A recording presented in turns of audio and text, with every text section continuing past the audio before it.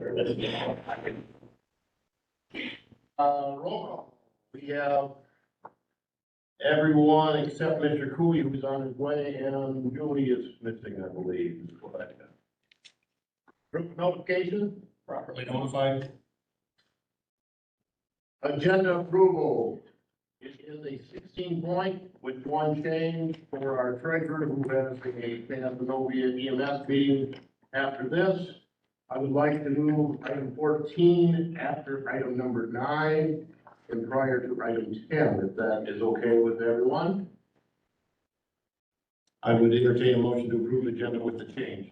Mr. Castro, seconded by Mr. McKee. All those in favor signify by saying aye. Aye. Aye. Opposed? Nay. Nobody opposed. Previous minutes of last month's meeting. Anybody with questions, concerns? If not, I would entertain a motion to approve them as presented. Supervisor Manning, I will second them. All those in favor of approving the minutes as presented signify by saying aye. Aye. Opposed, nay. Okay, we have the minutes approved. Public comment. Anyone from the public? Seeing none, we'll move on to administration. Number 7. Who is going to take that?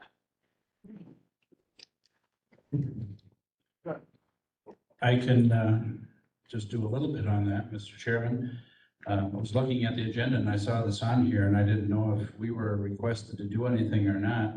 At one point, I thought I saw what was a map and an official description of the property for East Hall, but there was some question whether or not that was the most recent legal description. So I personally have not done any work on this, but we can certainly check before the next meeting. That's fine. We missed it last time. I know the school district would like to know where the western boundary is. And the northern boundary is actually in the middle of the creek, which is fine, but see.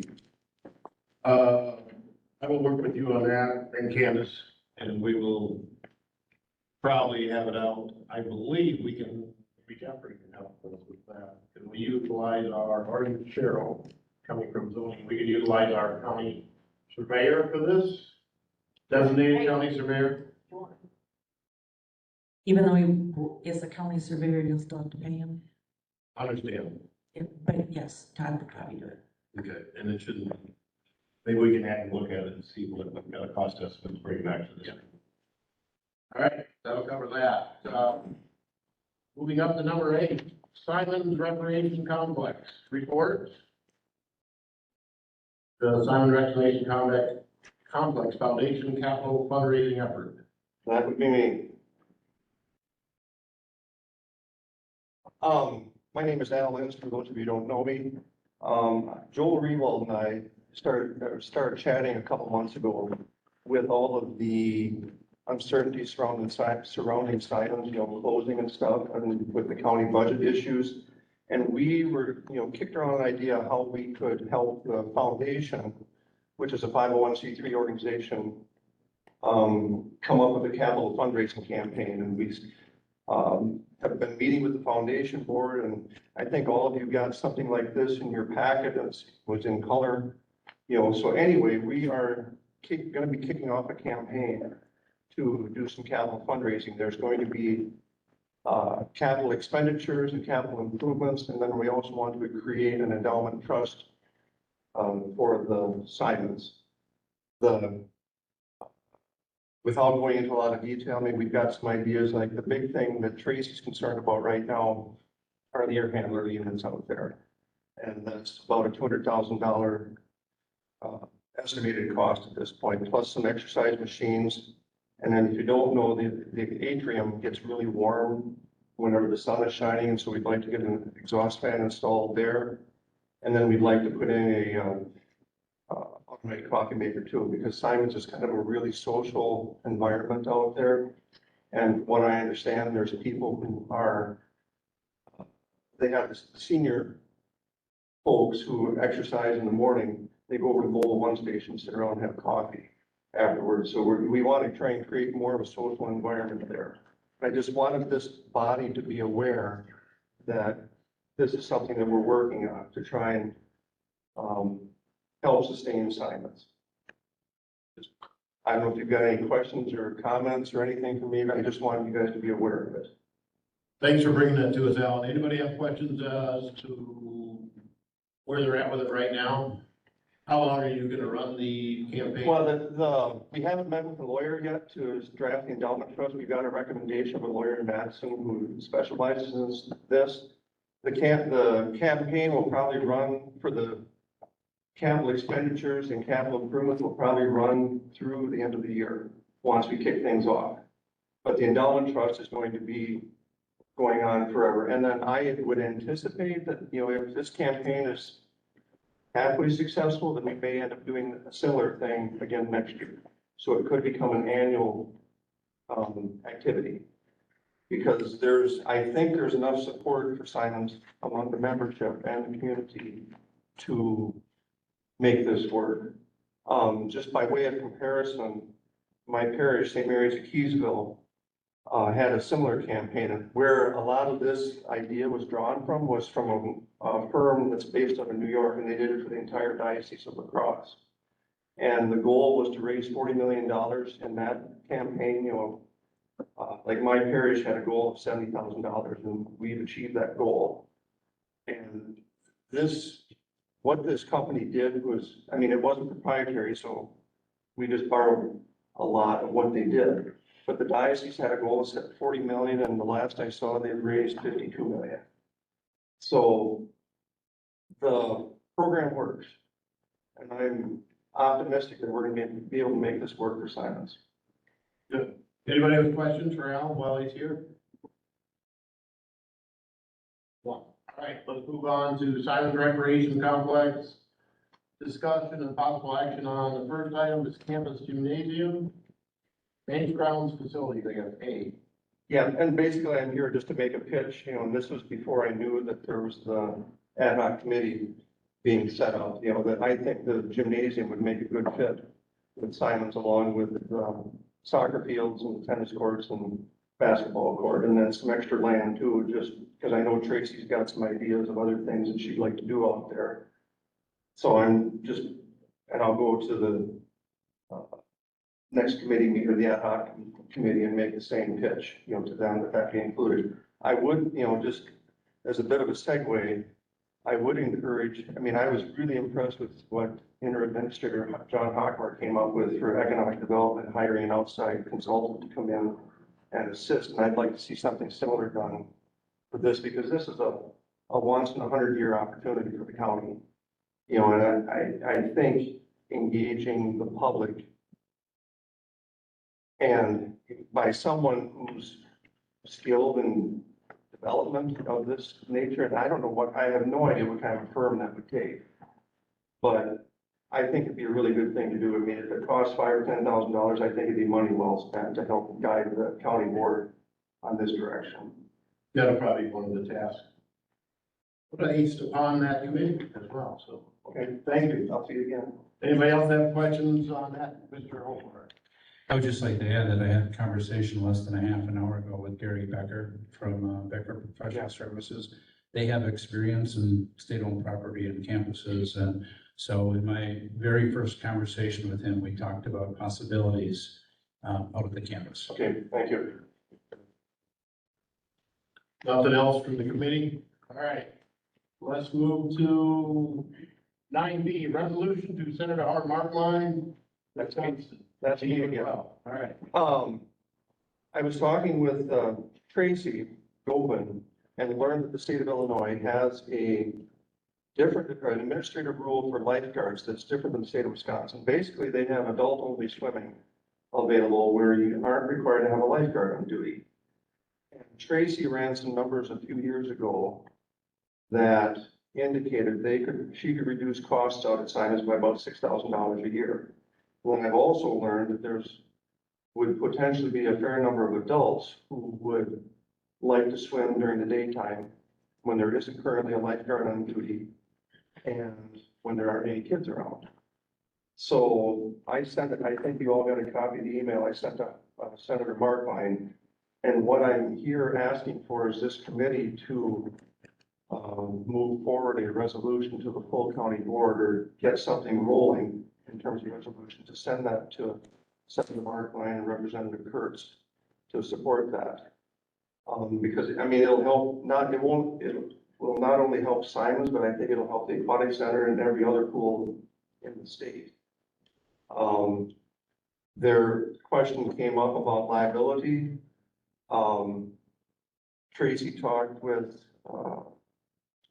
Mike Wendell about this a while back, and as long as the state says it's okay, Mike can draft a form for all the people out there to use, and so everything will be fine from a liability point of view. So I don't know what kind of action this board needs to take to move it forward, but that's what I'm asking for. Okay, Any questions for me, or? Yeah, What's the depth of the water on the so-called deep end? 5 foot. 5 foot. The middle's 5 foot. Yeah, Is that standard to have a lifeguard for 5 foot deep water?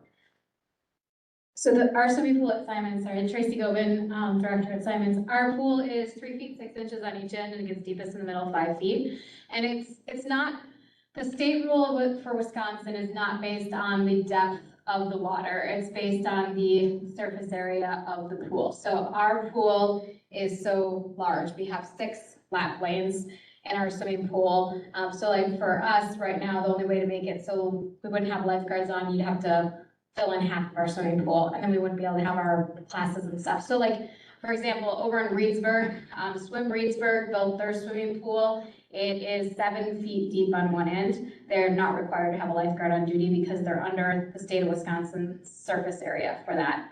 They're only like a 2 or 3 lane swimming pool. So the area of the pool is more important than the depth of the pool? According to the state of Wisconsin, I don't know, I question, I would say most adults are not gonna be able to touch the bottom in 7 feet of water, whereas most adults will probably be able to touch it in 5 feet of water. So if something were to happen, more likely they're able to stand up and help themselves in 5 feet. I'd feel a little bit more comfortable with that. If our pool was 12 feet, I probably would not be bringing this forward as an idea, because I'd be a little bit concerned about adults in 12 feet. If they become emergency situation, they're gonna have to be able to get themselves over to the side. We're here, most likely, if they can get themselves into a standing position, they can get over to the side. Okay, I have to ask a question, I guess, so we're fully informed. Has there ever been a drowning up there or a near drowning? And then not at Simons, we haven't had a drowning, a drowning death. We've had kids where lifeguards have had to jump in and grab a kid out of the swimming pool. I've done that several times at Simons, but they haven't been underneath the water for, very long. Some of them are yelling for help and didn't even go underneath the water, and you're jumping in and saving them. All right, thank you. just to add to what Tracy said, if you go around to hotels, they're all under that state square foot surface limit, and they never have lifeguards on duty. So, I mean, that's, yeah, you see their postings, majority of them. And that's why their pools are so small, Right. because they're underneath that surface area. yeah. Supervisor Carroll.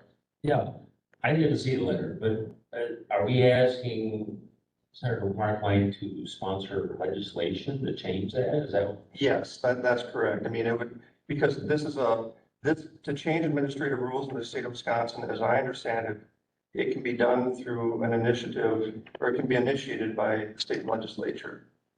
And from what I was finding online, it's usually about a 7 to 12 month process to get through, to go from point A to point B with a lot of stops in between. So yes, that's what we're asking, is for Senator Markline to get this ball rolling. I sent the email to him, but I'm just one person, and so to have a body like the county board, and I would hope to go to the city council as well, since they could benefit from this, and get them to adopt a similar resolution. Have you received a response from Senator Markline? Received it. Oh, pardon? He received it. That's the response I got.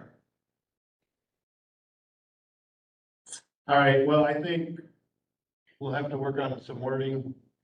And I know our administrators are meeting next week with other counties, so it might help you to bring up to them and see what their feelings are. And then we'll put it on for next month, and all we can do is try. Yep. That's all I asked. Because I know how much do you struggle with getting lifeguards? And then I suppose you're struggling between Simon and struggling between the aquatic center and everywhere else. Correct, yeah, it's a struggle right now. I've got just enough to get through the summer, and when September hits, I will be lifeguarding again. Okay, thank you. Any other questions from the committee? All right, Thank you. Thank you. you're welcome. Let's move to Mr. down to 14 Treasury. We're moving to 14 for Mr. Cooley's knowledge. We're moving Mr. Evelyn up. 14A Treasury, discussion and possible action on assessed tax deed property parcel number 186, 1833, 1470, Village of Iowa. Alrighty, this is a vacant lot in the village of Viola that we took on tax deed on May 5th of this year. The waiting period for them to buy back from the county has expired, and this property is now eligible for sale. Per ordinance 19-24, this body is in charge of setting the minimum bid and timetable for selling this property. So in the packet, I do have the delinquent taxes as of the date that this went forward from this body to county board, as well as the aerial photograph and a property summary with the local assessors, assessed value, and the acreage. So it's about 0.4 acres, assessed at 10,400.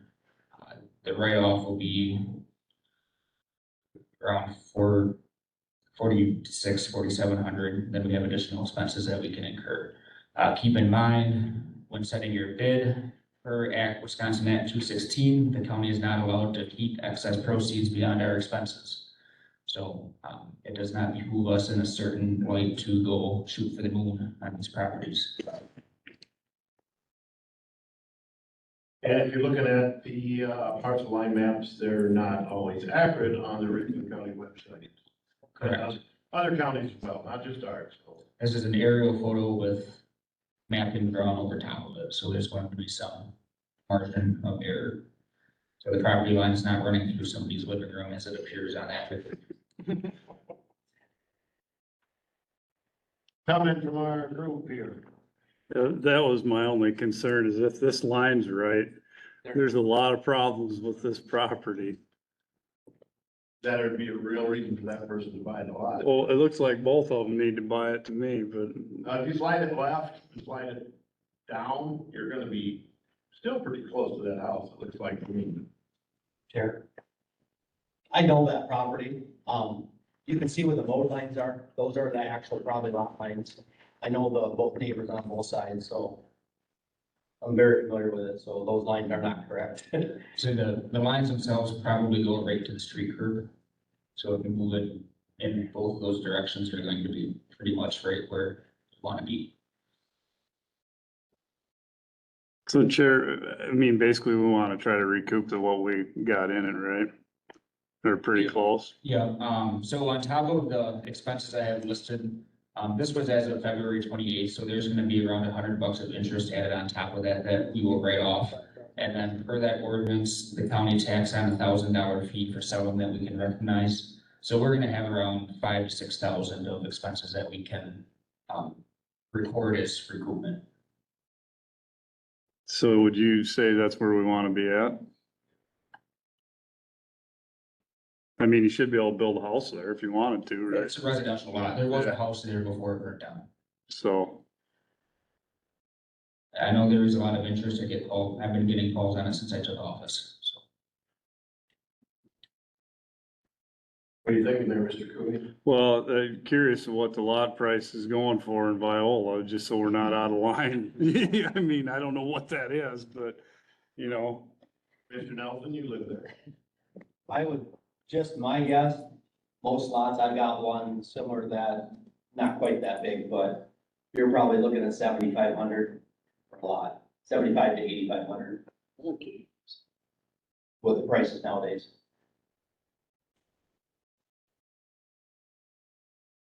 so we can't make more than what we got against it, so. What we do is once we sell it, I plug this into our expenses that we've incurred. And if there's any proceeds or per se profit left over after that, we are required to send a check to the former owner. If we cannot find the former owner or they do not redeem the check, we have 5 years that we have to hold that until we can recognize it as revenue. So this is the first property that this might be a potential opportunity because everything else has been sold for a loss so far. But I would set up a separate account to house that money for 5 years until we can recognize it as county revenue. Would you recommend that we started out offering it at no price, or would you recommend we started out something like 5,000 or best offer, 5,000 being the minimum bid? I would start the minimum bid. So like I said, go right off around 5 and we can add 1,000 onto that as selling expenses, legal costs, things of that nature. So I would start, we'd be close to the $6,000 mark that we'd be able to consider recoupment. Well, then I make a motion that we put it up, however you want to word it, but we put it up for sale with a starting bid of $6,000. Second. Motion and second. Did you get that, Lisa? Who made the second? Chad. Mr. Cosgrove? Further discussion from the group. We also need to put a timeline on it. Correct. When would you like bids to be due? Because our ordinance needs to run in the Richland Observer for 3 weeks. For 2 weeks.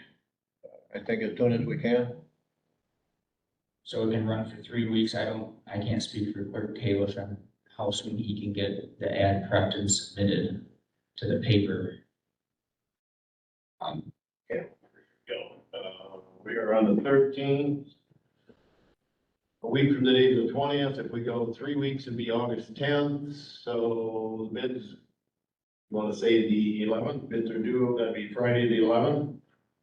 Does that work for you, you think? It gives you, you need that much time.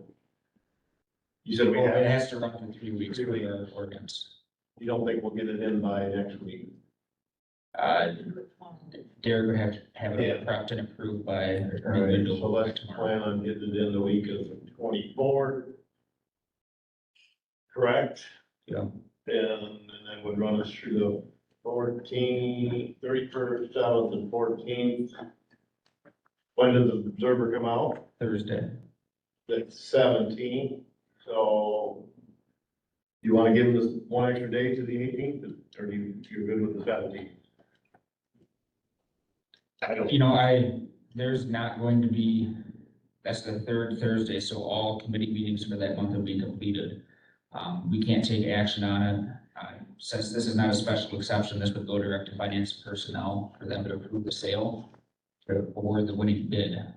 So I don't know if there's much value in trying to cut it off 3 weeks before the next month, and which a committee would meet to approve it.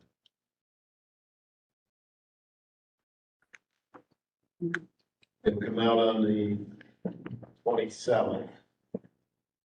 Correct? We'll run that again. So you think of the 3rd, 10th, 17th?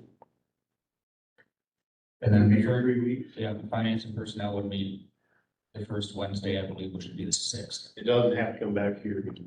No. I know it's changed since Mark and I and Chad were on here before. It was, well, actually, it used to be zoning took care of it. Now it's come over here. Yeah, whatever you need. So you're saying, bids would be due on the 17th or 18th? That's run for 3 weeks, or you want? That would be the minimum, but again, It's I right would be too. okay with letting it run through September 1st, because Yeah. there's no body that meets that can do anything with it. Yep. For them. And then if something would happen with, God forbid, with a communication breakdown or an ad not getting placed right away, that gives us a cushion to run it its whole 3 weeks. Everybody's good with that? Yep.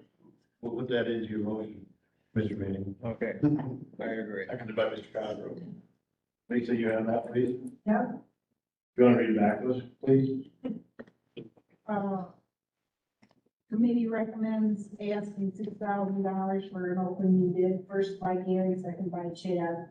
Bids due by September 1st. Everybody's good with that? Yep. No further discussion on Yes, Mr. I have a two-part question. This, a lot of Iola's in a floodplain. Is this property in or out of the floodplain? It's way out of the floodplain. It's nowhere close to the floodplain. Okay, the other question is, you said there was a house on it at one time? Correct. So was that house moved by FEMA, or was that house moved or torn down or some other way? The house burned down. It burned down? Correct. Okay, thanks. All right, all those in favor of approving the motion as read back by Lisa, signify by saying aye. All right, Aye, opposed, nay? All right, one property taken care of. Next one, go on the back of the page. Assessed tax deed property for sale, parcel number 020-4212-4200, Town of Oregon. Alrighty, this is another half an acre property in the town of Orion, taken by a tax deed on the same date of May 5th, 23. Same story, the waiting period has ended and it is now eligible for us to dispose of. This is a small triangular piece between Highway 60 and Feed Road in the town of Orion. Looking for a minimum bid. Correct me if I'm wrong, so because of the new road someday there will be fixed, and if we were to hang on to that property, the state would not pay us for it, correct? Or do you have any idea? I wouldn't know, Josh. In that case, sir, I have no idea. That would be the only reason I brought that up, because someday Highway 60 is gonna get changed there, but we don't know when, but And Mr. Chair, currently looking at that with the setbacks, it's not a buildable parcel. Mr. Cooley's familiar with the property, I'm familiar with the property. the only thing, that road, most likely that feed road there is gonna be closed when they change that road. I believe they're closing the other end where it comes out of 60, no? No, they're leaving it the other way around. This Okay. one's getting closed is the understanding I have, but Okay. Dollar amount against that roughly? After the $1,000, it'll be around 4,300. 43. It's not as valuable as the one in Bible, I can tell you that. next to it. No, I have had one individual reaching out to me looking for a small lot to use to park their camper for weekends. I don't know what ordinances the town of Orion has had, but that is the one interest I've had in this parcel. I don't even know if it's big enough for that. That goes back to zoning, so we'd have to go through Mike and see. I would say if it was, you're gonna come in there and park it for the weekend and take it home, that's probably much different than a permanent residence for a camper, so. Right. That's just the one. The parcel right next to it, the DOT owns. So I'm not really sure why they own it, but they own it. And then the next parcel's Hanson's. Yeah, Jackie's, yes. And Dan and Jackie run on the backside, so I don't, you know what I mean? I don't know if they'd be interested or not, but it's kind of interesting that the DOT owns a sliver right in between them two places, so. I don't know what that means, but Thoughts, committee? Yeah. I guess it wouldn't matter to me if we waited one more month and we could find out from zoning if that was even a possible action. How big is that? It measures out to about half an acre. yeah, but by the time you take the setback off, it's 130 feet off of the center line of 60. And then it's, if it was, cause I'm doing this on the other end of the road right now. It's 20 feet if it was commercial property, but it gets to be like 40 or 50 feet from the center of the other road. I mean, pretty soon you couldn't put a tent in the middle of it, I don't think. I don't know how the house got there in the first place. That used to be there, cause there used to be a house there. Just a basement here now. Yeah, and a deck. You can sit on the deck, yeah. Yeah. That or we can put it out at, my suggestion would be about half of what we have against it, try 2,500, but that's up to you guys. Yeah. Well, the worst case, nobody's gonna bid on Right. it. I mean, We could throw a minimum of 2,500 on it. If you guys are agreeable to that, I would make that in a motion. I'll second that motion. In the timeline, we could run it the same as the other. I would think so. Okay. Second that motion. Mr. Carroll, comment? Yeah, Oh, I thought you got spoke for a while. I wanted to make sure you were awake. All right, any other questions on that? So we're gonna set a minimum bid of 2,500 with the timeline the same as the last one. Maybe somebody will bid on it, but, Steve, all those in favor, Steve, I signify. have a question on that. Are you Go ahead, saying to start that 2,500 as a minimum? Okay, You're okay with that? oh, yeah. Yeah. I don't, I doubt it would bring what we have against it. Any other questions before we vote? All right, all those in favor of setting the minimum at 2,500 with a bid date of September 1, due date, signify by saying aye. Aye, opposed, nay. All right, one more to go. Acquisition of taxi property parcel number 276-1373, 7,000, City of Richland Center. Alrighty, this property is located at 537 North Church Street. This has fallen into severe delinquency. With attempts to contact the property owner being unsuccessful, we tried multiple addresses that we were able to potentially use, all of which came back as undeliverable with our certified mailings. We resorted to publication in the Observer, as required by state statute. The redemption period for that has now expired and is eligible for the county to move forward on tax deed foreclosure. So we'd be looking for a recommendation to forward a resolution on the county board to execute a tax deed on this property. That's the only thing we can really do with it today. Correct. Yeah, this is just a recommendation to draft a full resolution. I'll make that motion. Supervisor McKee makes a motion, sorry, seconded by Supervisor Cooey. Any other discussion? What is that address again? 537 North Church. Is that a little blue house? I believe it's a White House. Okay, I see this little blue house, you won't get a hold of him, he died. His name wasn't Faust, was it? No, Okay. okay, we're good. Okay. Any other discussion on that? Otherwise, all those in favor of moving it on to the next step, signify by saying aye. Opposed, nay? All right. Mr. Jeff, you are released. Thank you much. Going back up to number 10, highway reports, administrative reports. Okay. A couple large things kind of happening right now. Guess we'll start out with simple stuff.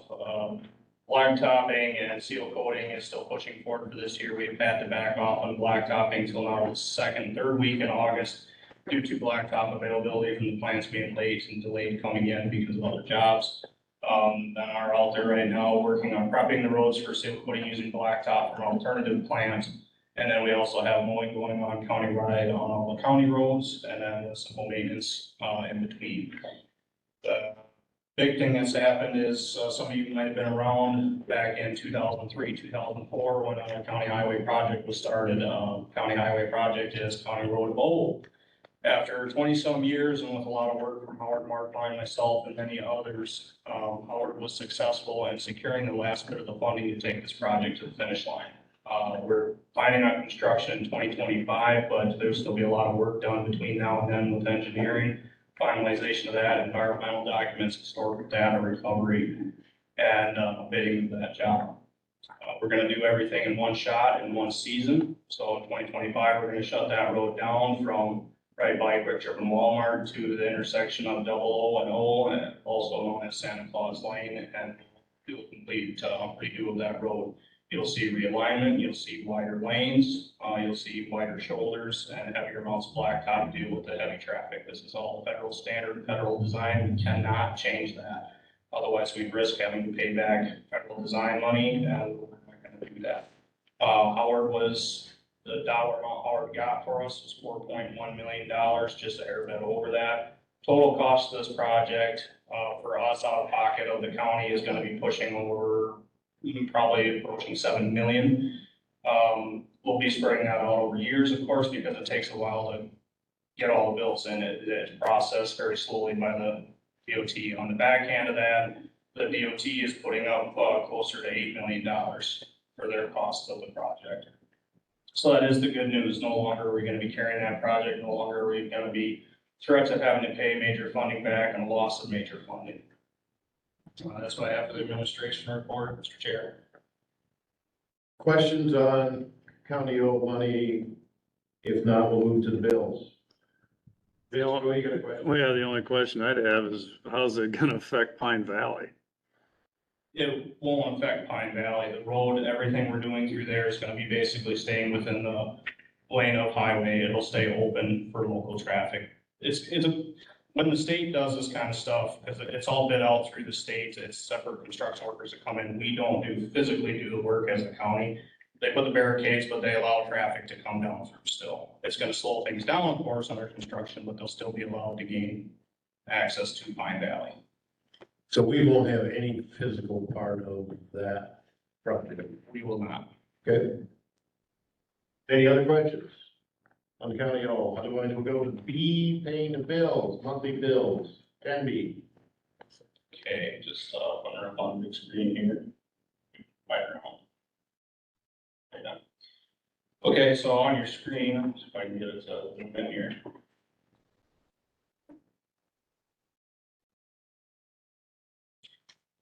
Highway bills for the month total $678,334.60. A couple larger expenditures on there is one, the plow trucks that we ordered this year, that we were promised this year, one showed up in June. That was $146,711.50. You'll see the annual plan payment for the Volvo excavator lease that we bid out, I think it was about a month ago. That's on there. And then there's a couple larger expenditures like culverts for inventory. That's $70,000, but that's for our inventory. You'll see on there charge for plumbing for the County Road O project. We'll get to that in a little bit. And then subsurface, $50,000 on there. That is a reimbursable cost from the state. That is all work done for the state road, so we'll be seeing that back in reimbursement. And then there's a couple other larger charges, so things are picking up with that, so $678,334.60 for this month. I would entertain a motion to pay the bill so we can discuss it, if somebody has questions. Supervisor McKee and Supervisor Manning, first and the second. Discussion. Anybody? Well, just got a question. We got this year's truck, but how many trucks are we still waiting for? I probably ask this every month, but I get Still waiting on confused. 2 plow trucks, the chassis just themselves without the body build that we ordered last year. And one more, or do we only order one? We're ordering one, we're waiting for one more that actually was supposed to be built this year in October and it has got moved up to August, so we're actually gonna see it a month sooner. Good. Just keep in mind, the cost of these trucks are going up, and you'll see that in our budget, so. Mr. Carroll? Nothing? You're good? All right, all those in favor of paying the bills as presented, signify by saying aye. Aye. Opposed, nay? All right, bills are paid. We're going to number 11.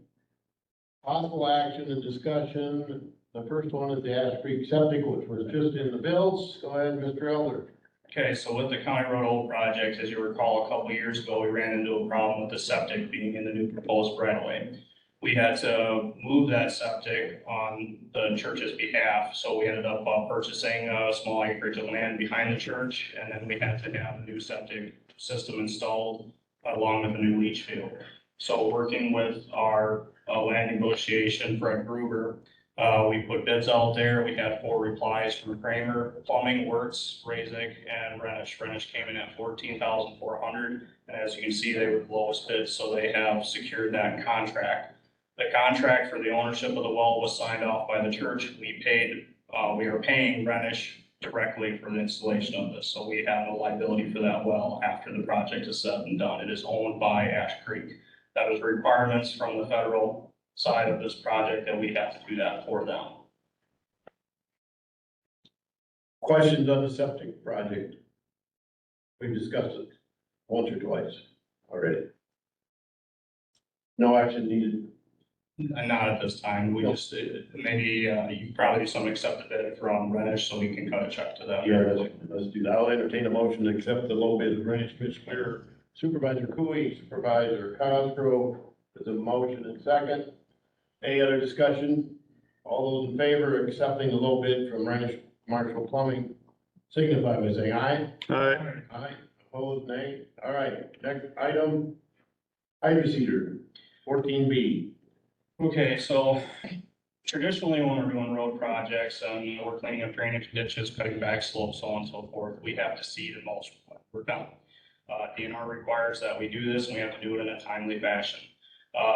And all the years past, we have done this by spreading seed out manually and then using a dragging tractor, and then coming back through with a bale mulcher and hay bales to mulch. The problem we've been running into is the availability of small square bales. We have been buying them internally from a couple employees, depending on the market price. The problem we ran into, especially there, is there's a competition and argument of whose bale is worth more and availability. And then when we buy a lot of bales, we have a couple good bales, and then 3/4 of the load is nothing but air. So we are losing money on this deal left and right, and the increase on manpower. So we are looking at a new system called hydro seeding. I have talked to the other surrounding highway departments around us. Everybody has went to this system. For those of you who are unfamiliar with it, a hydro seeder uses a combination of seed, fertilizer, and like a pasty mulch material. Processes it in a water tank, and then you spray it out with a garden or basically like a fire hose, and it actually gives the seed a jump start with the fertilizer and sticks it to slopes and banks where hay bales do not succeed because any little bit of wind and it comes off, and then we're not in DNR requirements. So with the money that we potentially made back this year off the sale of our old loader, because we had replaced our loader with a rental, we made 35 grand. We have the funds without asking for anything extra to replace and obtain a new hydro seeder. So working through Sourcewell, as we've done many times in the past through that bidding process, I reached out to LF George from Osseo, who represent Finn. Finn is pretty much the market leader on hydro seeders. There's only a couple of them out there. And I also looked at availability. I talked to the salesman. They have a brand new one that just arrived on their lot. I said I need a Sourcewell price to meet the bidding process. He gave me one of $48,759. That is a cost that we can afford with the savings that we've had this year and the revenues made. So we're looking to basically update our system and get rid of this hay bale fiasco out from underneath us. Mr. Chair. Questions on the hydro seeder? The only question I'd have, Josh, is what do we pay a year in seed and bales and everything else? Okay, so we have looked into that. So one bag of seed is $110 a bag for the mix required for the right of way. Hay bales, we're roughly spending about $4,500 to $5,000 a year on bales. These systems take basically 4 bales to make 7,500 gallons, a material that's enough to do about 10,000 square feet. So with what we're doing with 30 plus hay bales, we can do with 4 bales for one of these cedars. So are you still gonna have to buy bales of hay No, or straw or whatever? You just buy this, you buy the product that's meant to go in these machines. There's a company out of La Crosse, seed and forage, and basically they actually custom make you a bale. It comes in a plastic wrap, so it's not sitting outside collecting moisture. It has the seed, fertilizer, and the mulching material mixed into it, which a lot of them use like recycled paper versus hay. You can use other mixtures. They have wood chip mixtures, so on and so forth. So there's a pretty good cost savings to this. Basically, what we spend a year on hay bales, 1 year were just hay bales, not seed included. We could do about 2.5 years of buying the same amount of the bales required for this. And way less manpower. Right now, with the system we have, we utilize about 6 guys to get the seeding and mulching done, plus a drag tractor. And in this case scenario, you drop it down to 1 guy can literally run this machine and do everything required to get the job done. How much water do you have to mix? Do you know? I think 700. Same size, 820, so, okay. 700. Then we can use whatever water tanks we have to Yep. tender this. Yeah, you can pump it right out of streams even, and then this also has dual purpose, so every spring we usually go around and wash the bridges. This system, we could utilize this to wash the bridges, but you don't have to just use it for seeding and mulch. Mr. Manning? My experience with this is I bought 100 bales of straw 3 years ago. I dug it out of my barn about a week ago, and I have no idea how many bales was in there because there was no bales left. The mice, the rats, the bees get into it, and I understand the loss you get in buying square bales. Number two, I did a basement over by Dutch Hollow Lake 2 years ago. It was so steep, we couldn't get regular equipment on there to seed it. We had it done by hydro seeding, and it worked fantastic. I will make a motion that we purchase this. Mr. Carroll seconds it. Any other discussion, gentlemen? If not, all those in favor of purchasing the hydro seeder for a price of $48,759 signify by saying aye. Aye. Opposed, nay? Okay, go ahead with the purchase of that. We're going to come up with 14. 11C, reimbursement for public cost shares. I think everybody here has been updated on our use of a culvert cost share for townships. Basically, when a township has a culvert that they do that's over 5 feet in diameter, they can reach out to us and get 50% of the reimbursement cost back on that job. They come to us, they buy the culvert through us, we go out there, do the work the 1 year, the following year, we cut them a check for 50% of the cost, so it saves them money. It's a good system, pretty much it's run statewide through many different counties. The resolution that I'm looking to pass on to, at this point, I think we just got, county board, just going to county board is reimbursements for the township of Henrietta, two of those, High Hill Drive and Quarry Drive, totaling $14,471.30 that we'll have to cut a check back. Standard operation. I'll make a motion. Supervisor Cooey. Supervisor Cosgrove with the second. Discussion. Seeing none, all those in favor of doing what we usually do every year, reimbursing for the bigger culverts, signify by saying aye. Aye. Aye, opposed, nay. All right. Last one, job reclassification. Okay, typically I like to do these, going into a new budget cycle. But those of you that were part of the original highway committee when I took over, I wanted to look at restructuring the highway department to do cost savings. One thing that we like to do is who we can put onto a salaried staff, we like to do so because it eliminates our overtime cost. I'm down to one remaining individual that I feel should be put to a salaried position, and that would be our bookkeeper, Lisa Moore. So I reached out to Carlson Detman after I spoke with the administrator on this issue to get the green light to at least investigate into it. I had sent them a job description and had their review. I did receive a response back, basically recommending that we rename that position as office manager and to pay grade I. This is something I would like to include into the 2024 budget, not anytime sooner than that. With the current job that she's in, with the overtime included, this is gonna basically turn out to be a wash. We're not gonna see a big, large cost increase by any means possible. And it's also gonna help us for future budgetaries because we don't have to make try to guess how much overtime she's gonna put in. Like currently, right now, she's sitting here on overtime when we could be doing this on salary. It does, with having a higher pay grade, it does make it more desirable for when it's time to replace that position if she was to retire and move on from this job. So looking for approval to at least talk about putting that into the 2024 budget. One question, Josh, you said in the 2024 budget, but when would you like, are you gonna have a start date? January 1. January 1? Yes. The only question I had, others? So move. Second. Moved by Supervisor Cosgrove, Second. seconded by Supervisor Manning. Any further discussion? Mr. Carroll? Duties change much? No, her duties won't change much because everything that she's doing now falls underneath what office manager does. I did reach out to the other highway departments, around us, everybody is using what they call an office manager. Mr. Chairman. We just want to make sure, so we're asking Josh, so Carlson Devon is saying that the position should be non-exempt?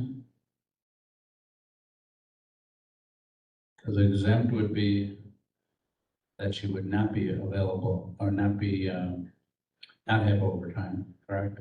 And non-exempt would be that she would be allowed overtime. I would recommend it without overtime, if we could do that.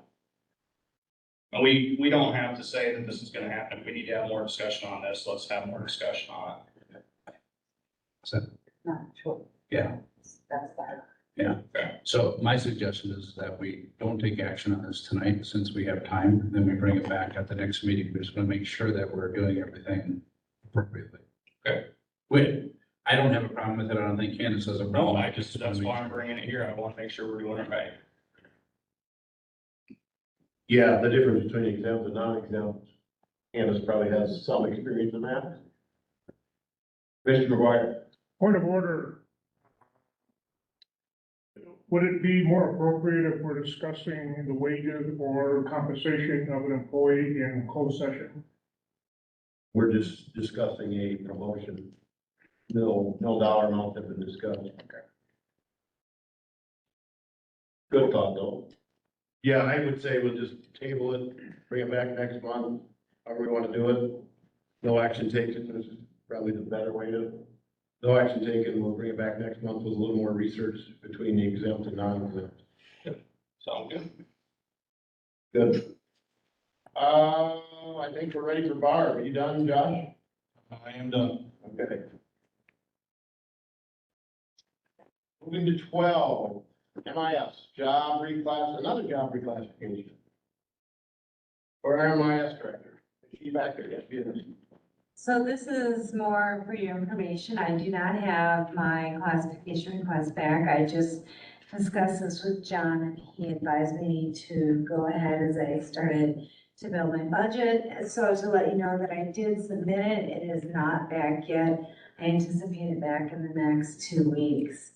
I was hesitant to do it as there'll be a possible job study coming and I thought perhaps we'd wait, but I think that it's timely to do it now.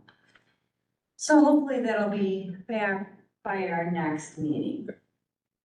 More information next month. Yep, it was just so you knew what I was up to. Okay. Let's move on down to Johnson Control, 13A. And I'm probably gonna have Jason speak on this. This is more in his wheelhouse. He and Randy have been working on this together. So we had a request come in, probably a month or two ago, that they had a child that pulled a fire alarm. They did an overhead page letting everyone know that, and plane came back, but they were not able to hear that. The third floor on this newer side of the courthouse. Looking into it, that never actually worked, even though they thought that it did. Horns on this side don't have any sort of speaker or audio equipment to them.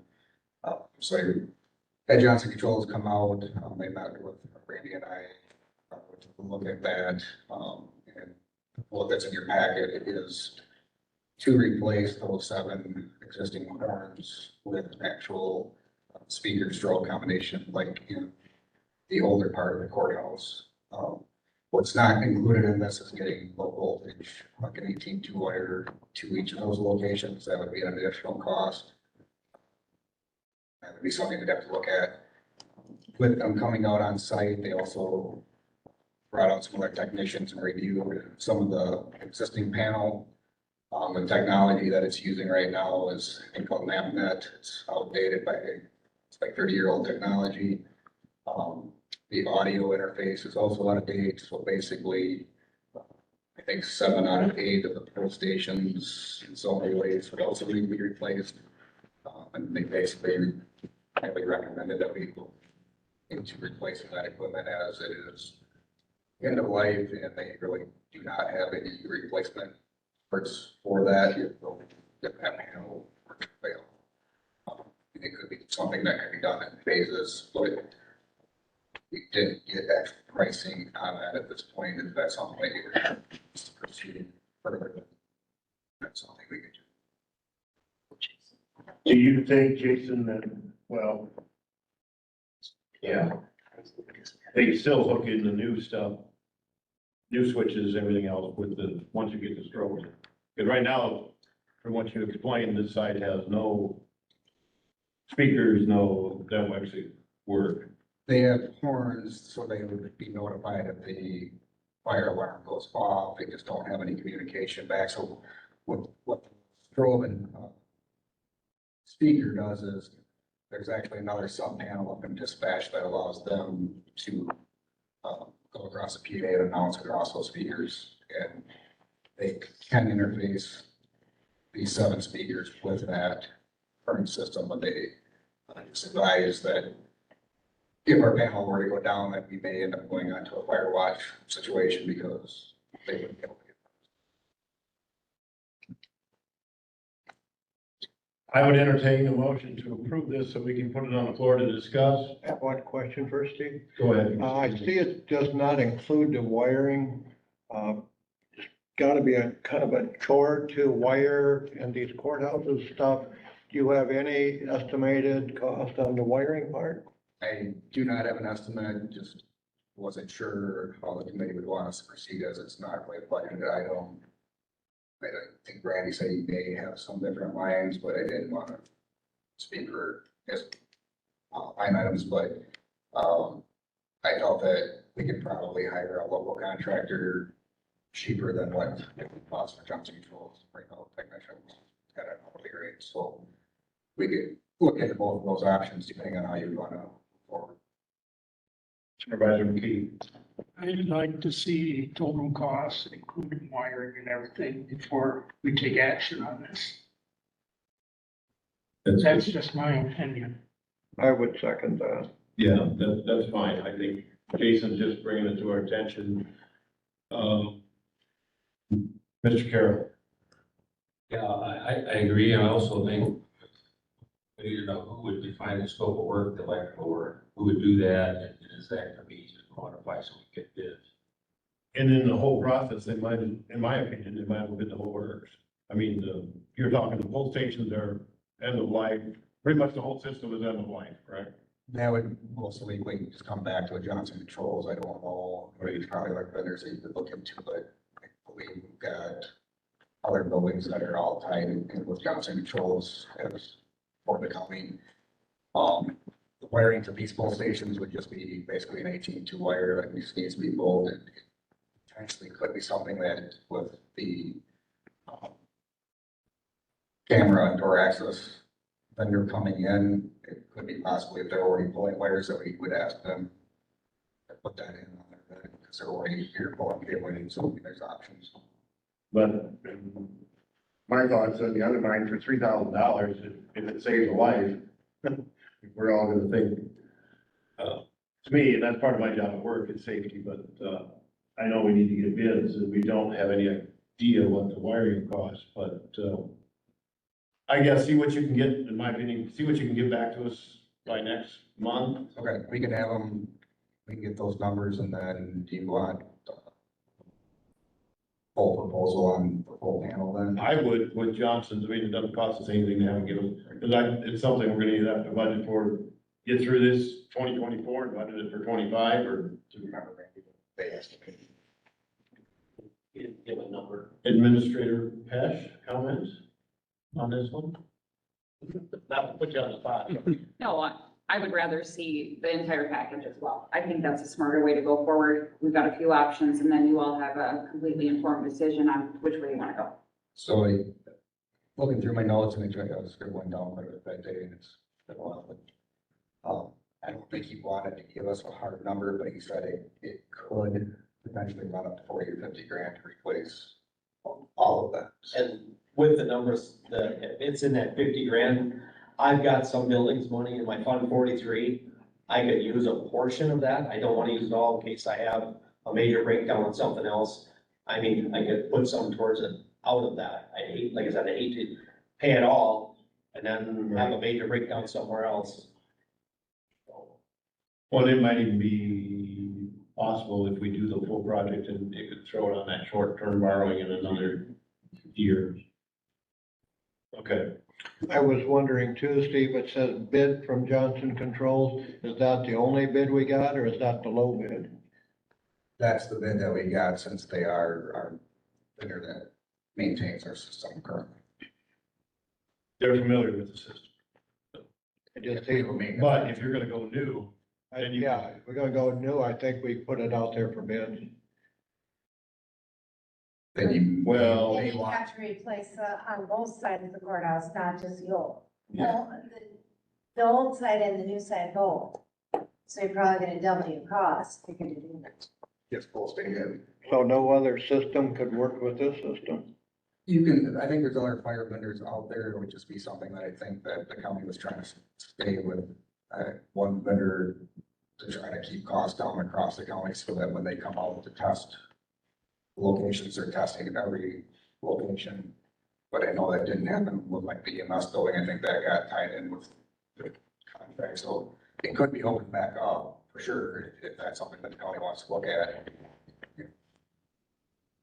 Any other questions? Otherwise, I think, go ahead, Mr. McGuire. What is your control system now, your base control, is it Johnson Control? It's, the fire system is a simplex. Yeah, once you get started with one of those big companies, they don't, their equipment does not work with the next guy. So you start with one, you gotta stay with one, that's the problem. Do you have enough information from us, Jason, for now? Yeah, we can get more information. Okay. On that. Thank you. B, maintenance of new structures. Both is, Barb? In the packet? So basically, I just wanted to start the discussion. I don't know if it would be here in property or enforcement, but it is gonna be more properties for the county and ongoing cost. Or at least the discussion on how maintenance might go on some of the new tower sites. And so we have like a generator up there now. I just spent, I think it was close to $700 in batteries. Like I said, that's just one site. So, you know, moving forward, I just got some notes down on items that we would need to be looking at with generator maintenance, HVAC units, batteries. You know, there's so many sites that we're actually gonna own the facilities that we potentially would have mowing, tree trimming, plowing. We also would end up, you know, actually re-roughing, rodent control routes like up in Solon right now. So just where that all fits into the grand scope of where some of those monies or costs may land. So their question, they're bringing it ahead of time with these new towers going in, and there will be structures at these towers, as Jason is saying, is who's gonna pay for the maintenance? Is what it comes down to. And I will refer to our new administrator, if she's had any experience in this with our neighboring state. Well, I think there have to be more broad discussions on, you know, what can we do internally? What can't we do? And then go from there. So I think realistically, we should be sitting down with the sheriff, with MIS, and probably with Randy, with potentially highway, seeing what the needs are gonna be. Do we know what all of those are? Evaluating those first, and then seeing what resources we have in-house that we can take care of that with. And then we can satisfy most of them. If we do need to contract out for anything, what would that be? What would that look like? And get some numbers. That's my suggestion. And that's basically where my question is I don't want to overcomplicate this, but, you know, I had to replace some light bulbs up on the hill, so I went down to the office, bought bulbs, and I purchased them through maintenance and get them potentially cheaper, the batteries, but I got sourced that through highway, did a line transfer, they get able to get them cheaper. Those are things I don't know because all the budgets seem to be so, you know, isolated as far as how to transfer. He wasn't in our meeting today to hear the thought. This? Yes, he didn't hear that today. So that's where I guess, for me, it makes it hard because I know that there's savings that could be done, and I just, all of these items, I think there's something that we need to look at as a bigger picture, and I wanted to start the discussion here, and like I said, I think it's definitely gonna need law enforcement, because I don't know. Like I say, it's becoming county property that we're buying, or some of the land we're not purchasing, it's leasing, but we are gonna be maintaining a lot of buildings, roadways, different things like that coming into the site, so. Do we have if it actually goes as we hope, when would we be building towers and buildings roughly? I mean, do we need to worry about trying to have money in 24? For some of it, yes. Okay. There'll be some that'll be established. We're gonna start in October, hoping. The first year, it should be fine, but you're still gonna have brush maintenance. You're still gonna have to go, you're gonna have to change filters. There's some stuff that you're gonna have to do that should be preventative maintenance. And how much is only the equipment, none of the structures included in the tower bill bid? That's correct.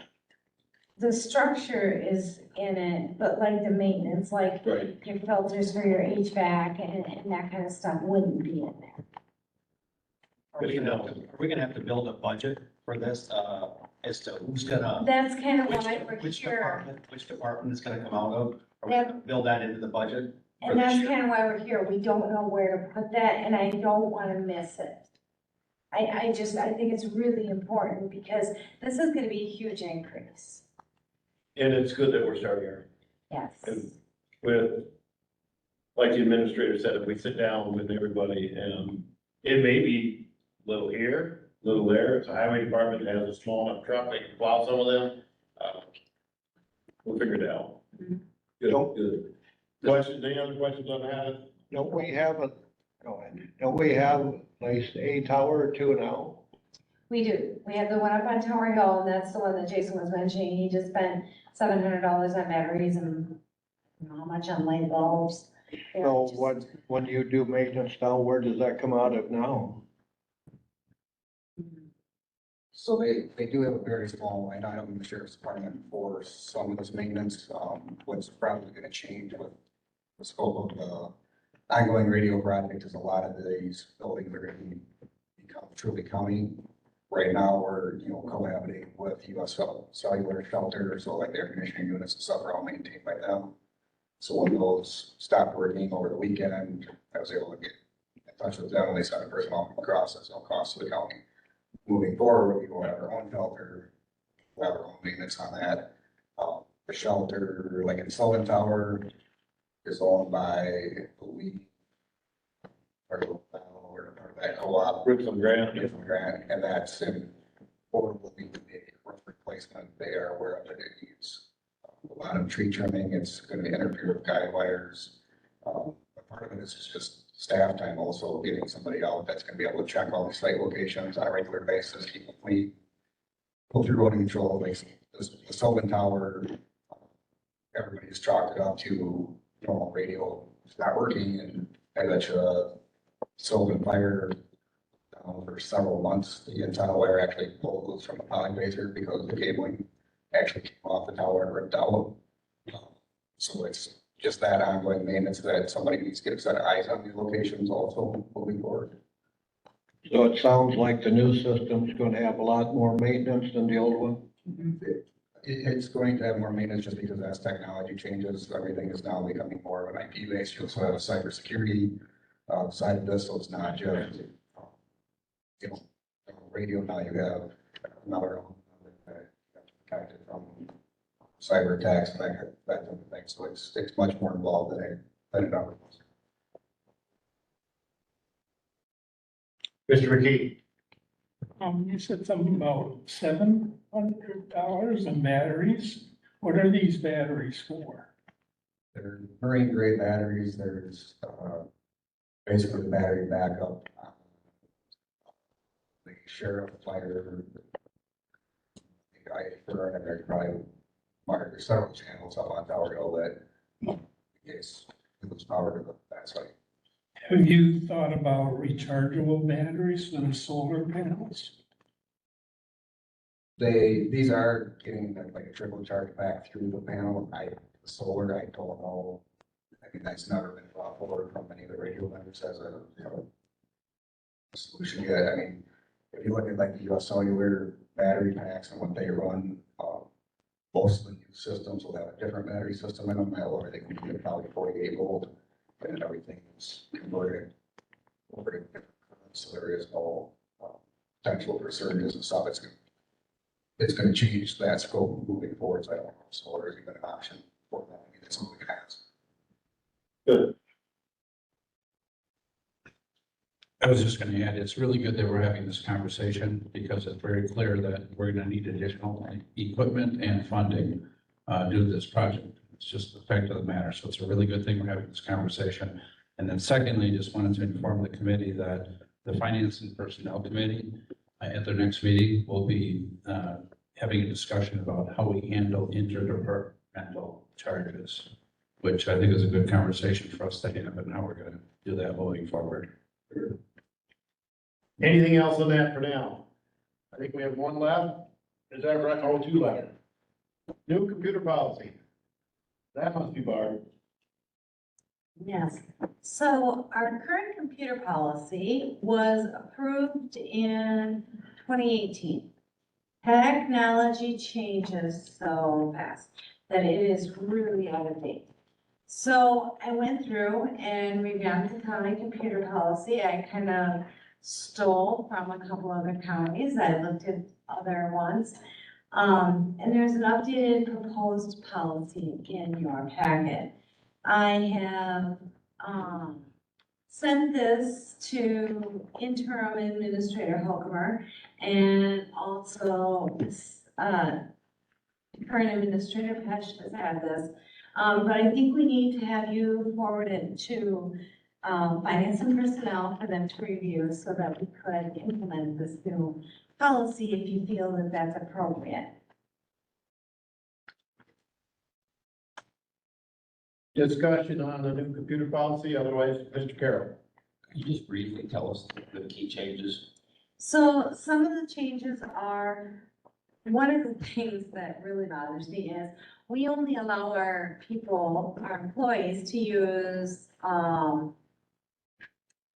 Dropbox and Google Docs. Well, every single officer and every single social worker has an iPhone. They're using iCloud, they have to do their job. Technically, that's against county computer policy, so this adds that kind of technology in. And it's things like that. We also took out the use of thumb drives. I preemptively stopped that. We have had a significant security breach that I'd rather not talk about in open session due to a thumb drive, and we blocked use of them 2 weeks ago because of that breach. It's just really tightening down some of those rules that we needed to as technology has advanced. Other things that changed, those are two of the big ones.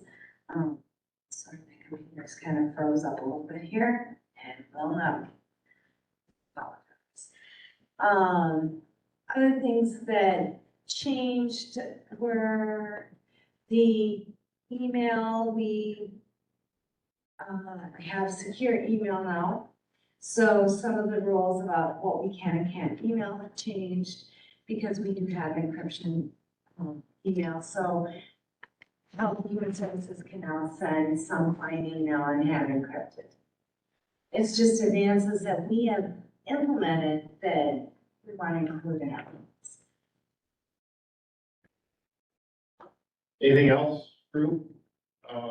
The only suggestion I would have, Barb, because 3 or 4 of us are on personnel, could you highlight the changes when you forward that? Sure. That'd be great. So, if not, 13D, paper cut software. Right. PaperCut software is a software that does cost accounting for your copiers.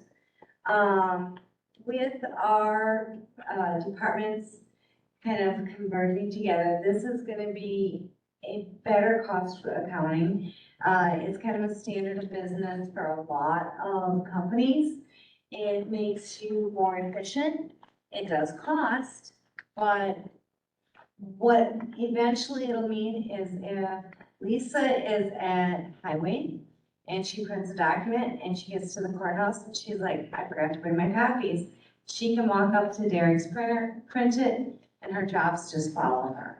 So eventually, when it's fully implemented, it's very effective. Our first implementations will happen with HHS and then the printer that's in the clerk's office, which would affect the clerk, the treasurer, and administration. Is it gonna be badge to print, or are you gonna Yes. code? Badge to Badge to print? So, or a code, you can, if you forget your badge for the day, you can code in. And this will certainly eventually make things more efficient, and it also does cost accounting, so, right now, HHS is hosting extension, and those costs are billable back to certain departments. HHS has reimbursable from the state for some funds, so we can bill those back to those funds. ADRC, economic support, some clinical services funds. So with that in mind, we're requesting that we are able to purchase this. We got quotes from 3 vendors. For 5 years, the cost for the 5 printers was $5,670.50. Marco Technologies was the least expensive. Is that the one you have in your bar, but, buy it outright for 5,016 from Gordon Flash, or no? That No, Gordon Flesh only had 4 copiers in it, 5,016. I can get 5 copiers for 5,670. So it's actually cheaper to go with Marco. Okay.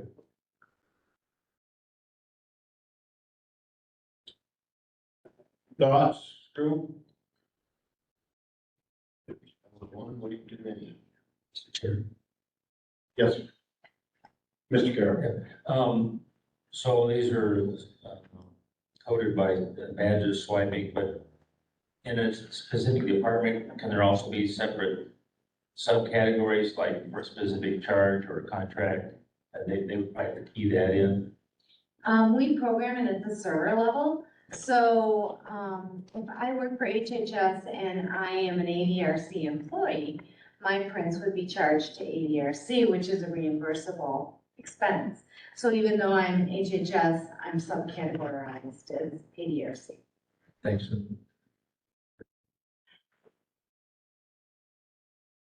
Anybody else? Otherwise, I would entertain a motion to go with the low bid at $5,670.50 from Marco. Mr. Richard McKee, seconded by Steve Carroll. Discussion? If not, all those in favor signify by saying aye. Aye.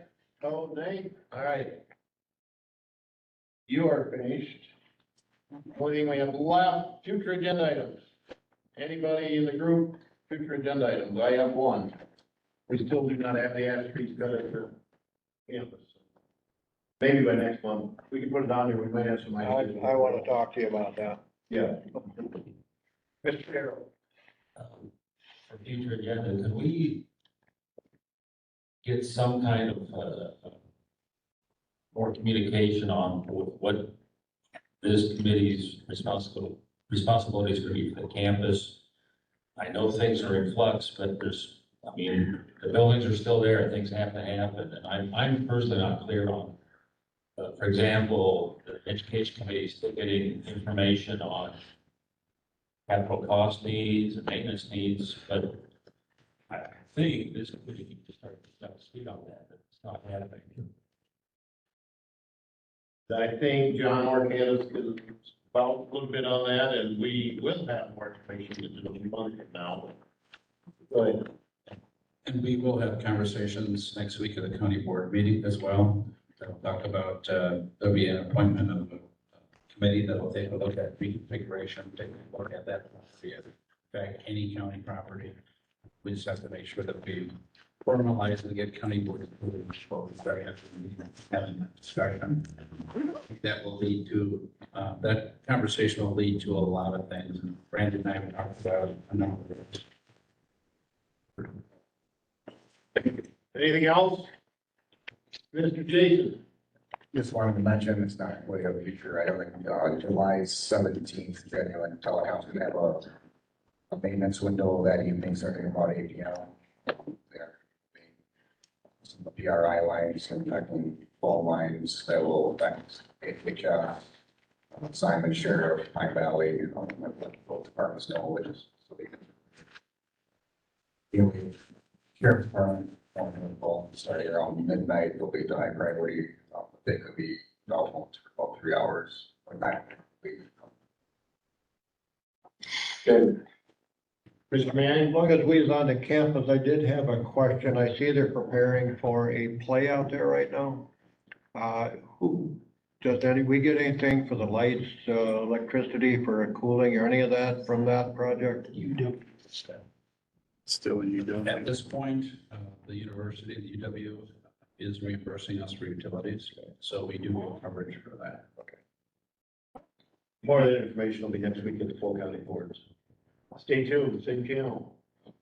Mr. Manning, you have another I comment? make a motion to adjourn. I'll take it. All those in favor, signify by saying aye. Aye. Thank you, everyone. It did rain, whatever leads you did, you had to take me to rain, so thank you. I heard about it. It's on you.